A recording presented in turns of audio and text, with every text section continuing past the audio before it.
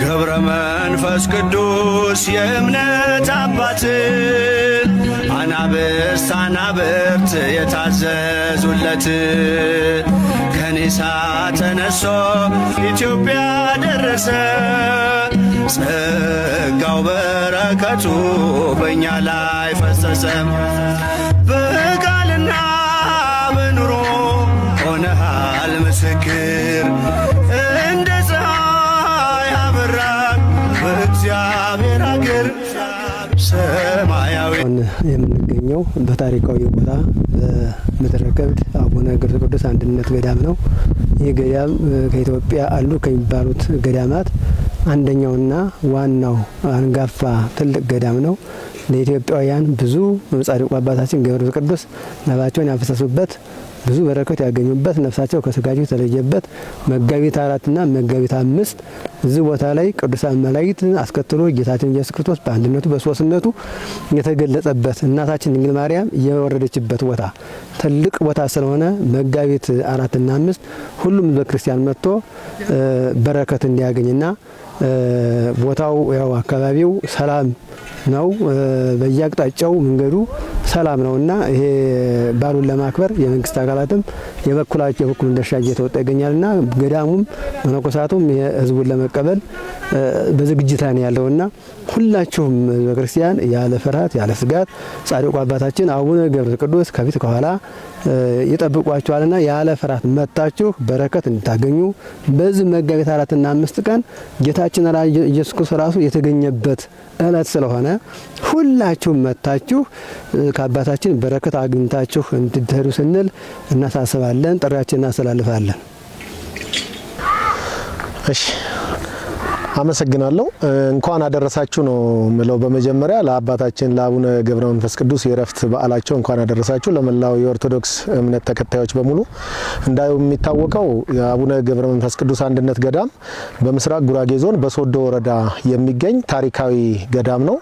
ይህ ገዳም በአመት 2 ጊዜ ይከበራል። ማለትም ጥቅምት 5 እና መጋቢት 5 በስፋት ይከበራልና ይህንን በዓል ለመታደም የምትመጡ ማንኛውም የእምነቱም ተከታዮች ሆናችሁ የእምነቱ ተከታይ ያልሆናችሁን ጭምር ገዳሙ ጥንታዊና ታሪካዊ ገዳም በመሆኑ በውስጡ የተለያዩ ታሪካዊ ቅርሶች፣ ዋሻዎች የረፍታቸው ቦታ ጭምር ያለበት ቦታ ስለሆነ ሁላችሁም እዚህ ገዳም ከዋዜማው ጀምሮ መጣችሁ ብታከብሩ አካባቢው ሰላም፣ እንግዳ ተቀባይ፣ ሰው አክባሪ የሆነ የጉራጌ ማህበረሰብ እንደሚታወቀው የሶዶ ክርስቲያኒ ማህበረሰብ እንግዳ ተቀባይ በላለዴንጣ ብሎ የሚቀበል ስለሆነ ከአባታችን በረከት ታገኙ ዘንድ ሁላችሁም የእምነቱ ተከታዮች ወደ ገዳሙ እንድትመጡ።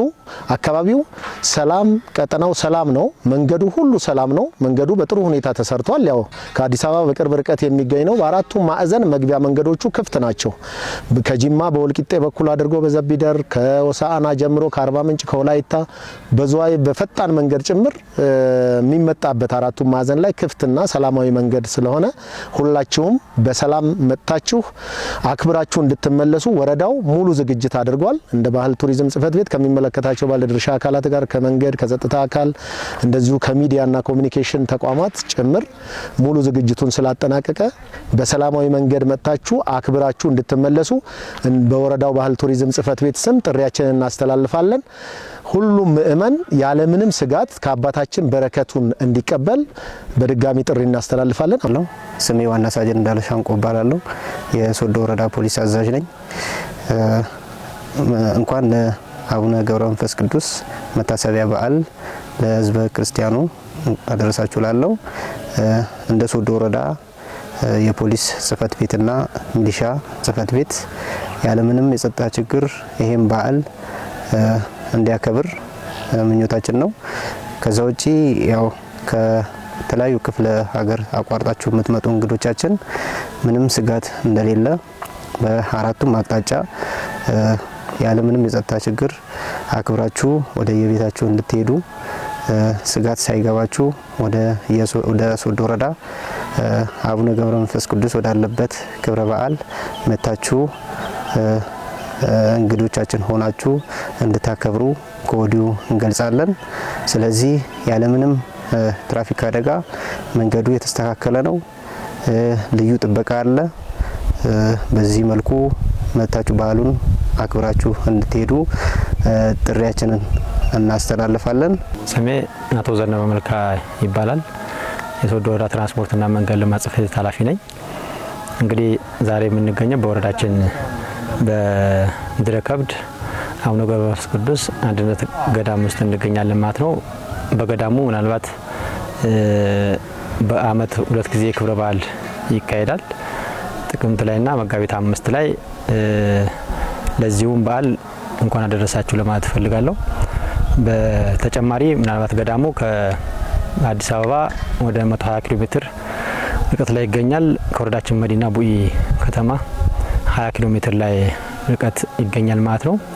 ስለዚህ ገዳሙ በየትኛውም አቅጣጫ የመንገድ ፋሲሊቲዎች ያሉት ወይም ደግሞ የመንገድ ከጥራት አኳያም በየትኛውም አቅጣጫ ምእመኑ መታደም የሚችልበት ገዳም ነው ማለት ነው። ስለዚህ ከዚህ አንጻር መጋቢት 5 የሚከበረው ክብረ በዓል ላይ የትኛውም ምእመን በየትኛውም አቅጣጫ መጥቶ መታደም ይችላል ክብረ በዓሉ ማለት ነው። ስለዚህ ከዚህ አንጻር እንደ ወረዳችንም ወይም ደግሞ እንደ ተቋማችን ከመሰላቸው ስራዎች አንዱ ከትራንስፖርት ፍሰት ቁጥጥር ከመንገድ ጥራት ጥገና ጋር ተያይዞ ይሆናል ማለት ነው። ከዚህ አኳያ ከትራንስፖርት ፍሰቱ አኳያ ከተሽከርካሪ ከመጠን አኳያ ምናልባት ምእመኑ ሲመጣ ተሽከርካሪ እጥረት እንዳይኖር ቅድመ ዝግጅት ስራዎች ሰርተናል፣ እየሰራን እንገኛለን ማለት ነው። ስለዚህ ይህንን ለበዓሉ ታዳሚ መሳተፍ ይችላል ማለት ነው። ከዛ ውጪ ከቁጥጥሩም ከትራንስፖርት ፍሰቱም አኳያ ከቁጥጥሩም አንጻር ከትርፍ ታሪፍም በተመሳሳይ ብዙ ችግሮች የሚገጥሙት አይደለም ማለት ነው። ከዚህ አኳያም ቅድመ ዝግጅት የተሰራበት ስራ አለ ማለት ነው። ከዛ ውጪ ከዚህ ከደህንነትም አኳያ ከመንገድ ከትራንስፖርት ተሽከርካሪ ደህንነትም አኳያ የፓርኪንግ ገዳሙ ላይ ፓርኪንግ የተዘጋጀበት ከዛ በተጨማሪ ደግሞ መናኸሪያ የሚያዘጋጀንበት ሂደቶች አለ ማለት ነው። ስለዚህ በየትኛውም ሰፋ ያለ ቁጥር ተሽከርካሪ ቢመጣም መናኸሪያ ያዘጋጀንበት ሁኔታዎች ስላለ ስለዚህ ምእመኑ መጥቶ መታደም ይችላል ማለት ነው። ከዛም ውጪ ደግሞ ከአጠቃላይ ከተሽከርካሪ አኳያ ግን በየትኛውም ሁኔታዎች ላይ ቁጥጥር እያደረግን ቅድመ ዝግጅት የተሰራንበት ሁኔታዎች አለ ማለት ነው። ከዛ በተጨማሪ ከዚህ ከመንገድ አኳያ ከጥገና ከጥራት ከተለያዩ ሁኔታዎች አኳያም ስለዚህ ብዙ ችግር ያለበት አይደለም ቅድመ ዝግጅት የተሰራበትና የትኛውም ተሽከርካሪ መጥቶ መንቀሳቀስ የሚችልበት መንገድ አለ ማለት ነው። ስለዚህ ከዚህ አንጻር ገዳሙ ላይ እስከ ገዳሙ የሚያደርስ መንገድ ስላለ በሀገራችን በየትኛውም አቅጣጫ መጥቶ የእምነቱ ተከታይ በዓሉን ማክበር ይችላል ማለት ነው። ስለዚህ ከዚህ አንጻር ምንም ስጋቶች እንደሌለና ከተሽከርካሪም አኳያ ከመንገድ ጥራትም ቁጥጥርም አኳያ እንደ ተቋማችን እንደ ወረዳችንም ስራዎች ሰርተናል። ስለዚህ የትኛውም ምእመን መጥቶ መታደም ይችላል የሚል መልእክት ማስተላለፍ ነው። አመሰግናለሁ። ገብረ መንፈስ ቅዱስ የእምነት አባት አናብስት አናብርት የታዘዙለት ከኒሳ ተነሶ